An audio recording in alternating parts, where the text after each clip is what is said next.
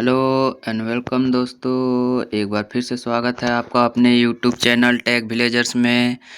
तो दोस्तों, जैसा कि मैंने पिछले वीडियो में बताया था कंप्यूटर के मेन पार्ट्स के बारे में और इनपुट आउटपुट डिवाइस के बारे में, तो आज का हम लोग का जो टॉपिक है वो है मेमोरी से रिलेटेड। आज हम लोग मेमोरी के बारे में जानेंगे। तो चलिए वीडियो की ओर आगे बढ़ते हैं कि मेमोरी है क्या। तो देखिए दोस्तों, मेमोरी को अगर समझना है तो सबसे पहले इस डायग्राम को समझना बहुत ज़रूरी है। इसी डायग्राम में आपका मेमोरी का 50% जो सिलेबस है वो कवर हो जाएगा। तो मेमोरी मैनेजमेंट में सबसे पहले देखिए दोस्तों, यहाँ पे क्या है मेमोरी। तो मेमोरी को हम लोग सबसे पहले दो भागों में बांटा गया है। एक आता है प्राइमरी मेमोरी, दूसरा आता है सेकेंडरी मेमोरी। अब आते हैं हम लोग प्राइमरी मेमोरी में। तो प्राइमरी मेमोरी को भी दो हिस्सों में बांटा गया है। एक होता है रैम, एक होता है रोम। रैम का फुल फॉर्म होता है दोस्तों रैंडम एक्सेस मेमोरी, और रोम का फुल फॉर्म होता है रीड ओनली मेमोरी। अब यहाँ पे देखिए, रैम को भी दो भाग में बांटा गया है। एक होता है डी रैम, एक होता है एस रैम। डी रैम का फुल फॉर्म यहाँ पे हो जाएगा डायनेमिक रैंडम एक्सेस मेमोरी, और एस रैम का फुल फॉर्म हो जाएगा स्टैटिक रैंडम एक्सेस मेमोरी। उसी तरह से दोस्तों यहाँ पे हम लोग का आता है रोम। रोम को यहाँ पे तीन भागों में बांटा गया है। तो सबसे पहले है पी रोम, फिर है ई रोम, फिर है ई रोम। तो सबसे पहले पी रोम का फुल फॉर्म जानते हैं। पी रोम का फुल फॉर्म है प्रोग्रामेबल रीड ओनली मेमोरी। उसके बाद दोस्तों आता है ई रोम। ई रोम का फुल फॉर्म होता है इरेजेबल रीड ओनली मेमोरी। और उसके बाद आता है ई रोम। इसका फुल फॉर्म होता है electrically erasable read only memory. तो ये हमारा एक सेक्शन हो गया प्राइमरी मेमोरी का। अब आते हैं जो मेमोरी का दूसरा जो हिस्सा है वो आता है सेकेंडरी मेमोरी। सेकेंडरी मेमोरी में दोस्तों आपका आएगा, इसको भी दो भागों में बांटा गया है। एक आएगा आपका मैग्नेटिक मेमोरी, दूसरा आएगा आपका ऑप्टिकल मेमोरी। मैग्नेटिक मेमोरी में आपका फ्लॉपी डिस्क आ जाएगा, ऑप्टिकल मेमोरी में आपका सीडी और डीवीडी जैसे मेमोरी आ जाएंगे। तो दोस्तों, ये है पूरा मेमोरी का सारांश।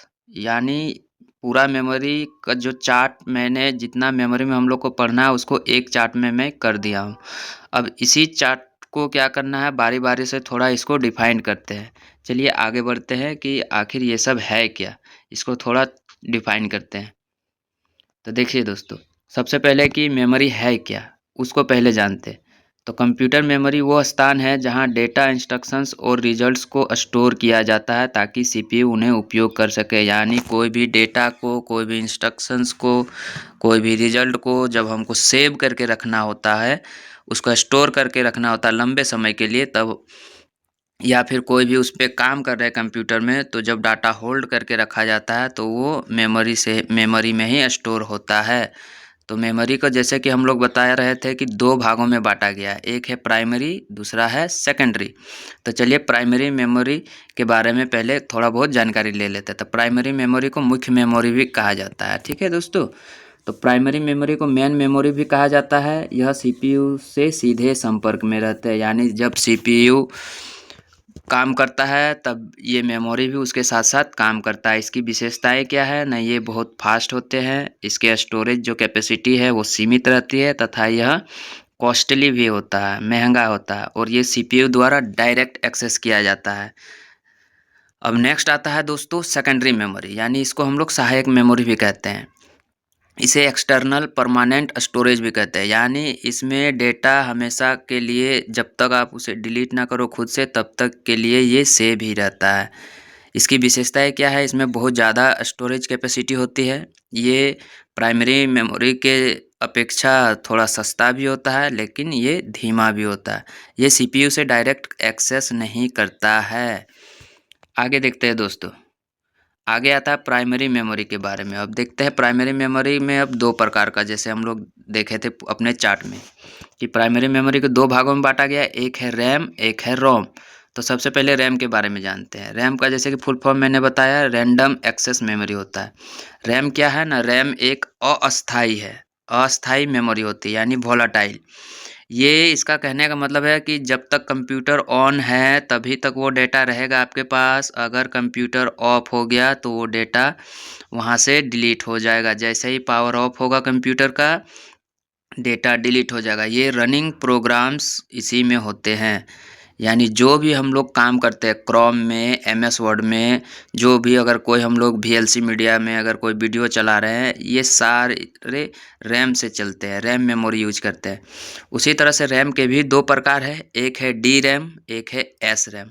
डी रैम का जैसे कि मैंने फुल फॉर्म बता दिया है, डायनेमिक रैंडम एक्सेस मेमोरी होता है, और एस रैम का फुल फॉर्म होता है स्टैटिक रैंडम एक्सेस मेमोरी।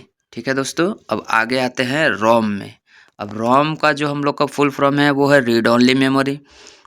अब रोम किस तरह का मेमोरी है ना, यह एक अस्थाई मेमोरी है, नॉन वोलाटाइल मेमोरी होती है। यानी इसमें डेटा आपका सेव रह जाता है। ये जब कंप्यूटर आपका बंद होता है किसी कारण से, तब भी इसका डेटा आपके कंप्यूटर में स्टोर रहता है। ये यहाँ से हटता नहीं है, डिलीट नहीं होता है। यानी जस्ट रैम के उल्टा काम कर रहा है, अपोजिट काम कर रहा है रोम, अगर इसके डेटा से रिलेटेड बात किया जाए तो। अब इसमें क्या होता है कि पावर ऑफ के बाद भी डेटा सुरक्षित रहता है। इसमें स्टार्टअप इंस्ट्रक्शन होते हैं। अब देखिए रोम में जो होता है वो स्टार्टअप इंस्ट्रक्शन, यानी जब हम लोग कंप्यूटर स्टार्ट करते हैं तो उसके इंस्ट्रक्शन यानी उसके निर्देश दिए हुए रहते हैं इसी में। यानी रोम का यूज कब होता है, जब कंप्यूटर को हम स्टार्ट करते हैं। अब रोम के प्रकार देख लेते हैं कि रोम में कितने प्रकार हैं ना, 3 प्रकार, पी रोम, ईपी रोम, ईईपी रोम।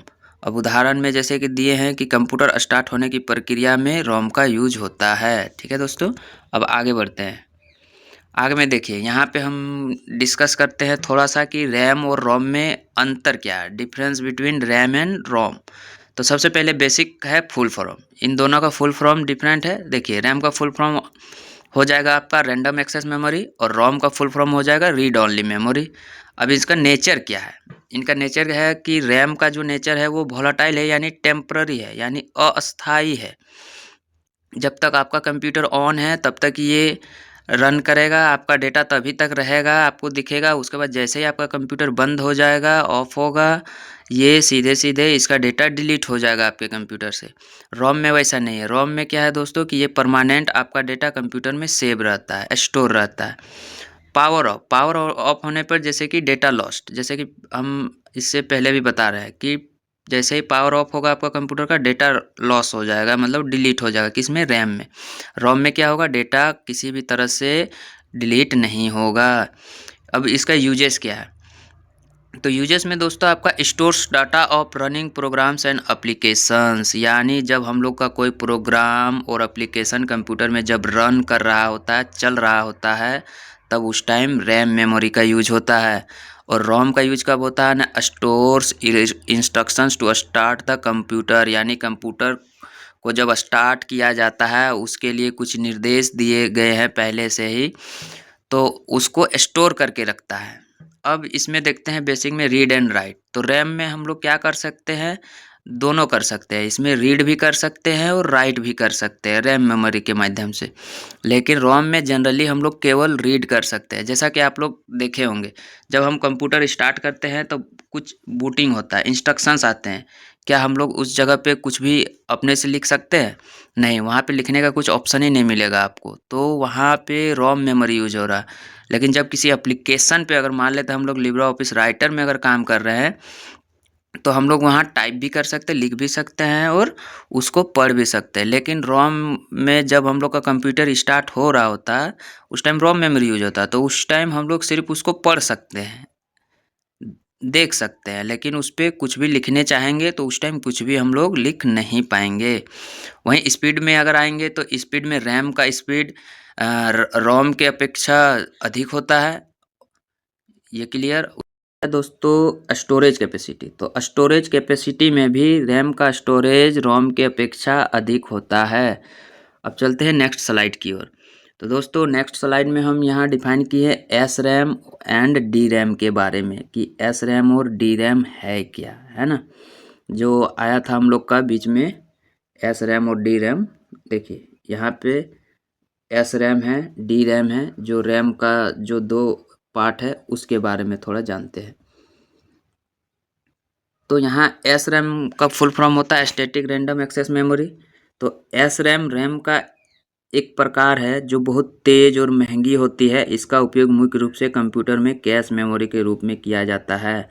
एस रैम को स्टैटिक इसलिए कहते हैं क्योंकि इसमें डेटा को सुरक्षित रखने के लिए बार बार रिफ्रेश करने की ज़रूरत नहीं होती है। यानी स्टैटिक रैम में क्या होता है दोस्तों, डेटा अस्थायी रूप से रहता है।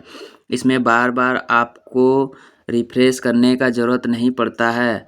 अब यहाँ पे एक आ गया कैश मेमोरी, बीच में आया एक कैश मेमोरी। तो कैश मेमोरी है क्या? तो कैश मेमोरी एक उच्च गति की अस्थायी मेमोरी है जो सीपीयू द्वारा बार बार उपयोग किए जाने वाले डेटा को संग्रहित करती है। यानी कैश मेमोरी में क्या है कि जब हम किसी एप्लीकेशन में कुछ काम करते हैं तो कोई डेटा जो बार बार यूज हो रहा है उसको ये स्टोर कर लेता है अपने में। तो उसी को हम लोग, ये कहाँ स्टोर होता है? तो कैश मेमोरी में होता है।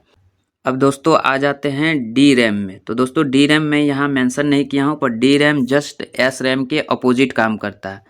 जिस तरह से यहाँ एस रैम क्या है, एक स्टैटिक है, तो वहाँ पे क्या हो जाएगा, डी रैम क्या हो जाएगा, एक डायनेमिक है। और ये इसलिए है क्योंकि इसमें डेटा को बार बार रिफ्रेश करने की ज़रूरत पड़ती है। जैसे कि देखिए डी रैम कब यूज होता है, आप लोग देखे होंगे जब कोई क्रिकेट का मैच चल रहा हो या फिर कोई फुटबॉल का मैच चल रहा हो तो उसमें टाइम मेंशन होता है, सेकंड बाय सेकंड। कभी कभी फुटबॉल में सेकंड बाय सेकंड वहाँ टाइम हमेशा फ्लैक्चुएट करते रहता है।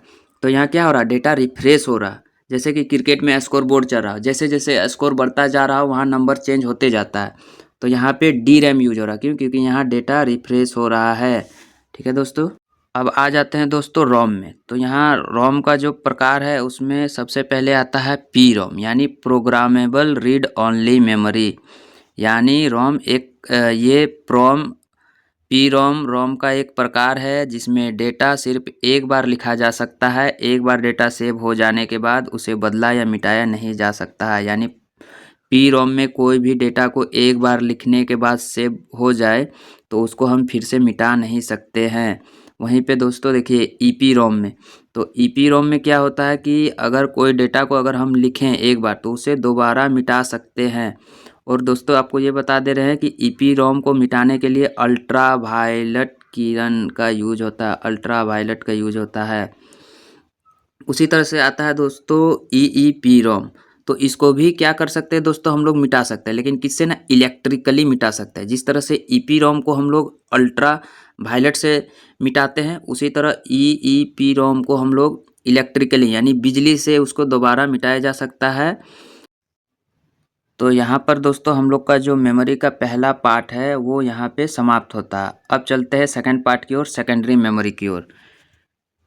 तो देखिए दोस्तों सेकेंडरी मेमोरी है क्या? तो सेकेंडरी मेमोरी को एब्जुलरी मेमोरी या एक्सटर्नल मेमोरी भी कहा जाता है। यह कंप्यूटर की परमानेंट मेमोरी होती है जिसमें डेटा और प्रोग्राम्स लंबे समय तक सेव रहते हैं। यानी सेकेंडरी मेमोरी क्या है, एक सहायक मेमोरी के तौर पे काम करता है। ये एक्सटर्नल मेमोरी होता है, यानी इसको बाहर से हम लोग ऐड कर सकते हैं इसको अपने कंप्यूटर में। तो यह क्या है, एक परमानेंट मेमोरी होती है, यानी इसमें हम डेटा को लंबे समय तक सेव करके रख सकते हैं। इसमें एक बार डेटा सेव हो जाने के बाद वो डिलीट नहीं होता है।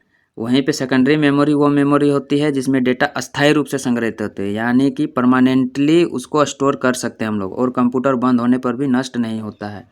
यहाँ तक दोस्तों क्लियर है आप लोग को? अब चलते एग्जाम्पल्स ऑफ सेकेंडरी मेमोरी की ओर। तो कुछ एग्जांपल्स मैंने दे दिए हैं सेकेंडरी मेमोरी के, जैसे हार्ड डिस्क हो गया, एसएसडी हो गया, पेन ड्राइव हो गया, सीडी एंड डीवीडी हो गया और मेमोरी कार्ड हो गया। ये सारे उसके उदाहरण हैं सेकेंडरी मेमोरी के।